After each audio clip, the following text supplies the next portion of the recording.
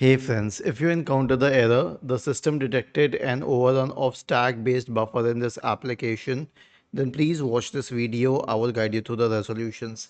So the first solution is a clean boot. Search for system configuration in the Windows search bar and go to system configuration. Go to the services tab. Check the box associated with hide all Microsoft services. If any other service is checked, click on disable all, apply, OK, and then restart your computer. The next solution is a malware scan. So search for MRT in the Windows search bar and then click on MRT or the malware removal tool. Click on next, choose full scan, click on next and let it run through. The next solution is an SFC scan. So search for command prompt in the Windows search bar. Click on run as administrator. Type the command sfc space / scan now and hit enter to invoke the sfc scan.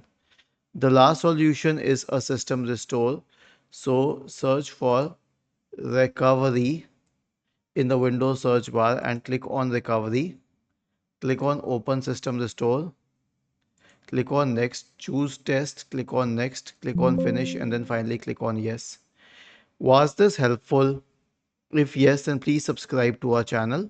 If not, then let us know in the comment section of the video on how we could help you further. Thank you for watching this video and have a nice day.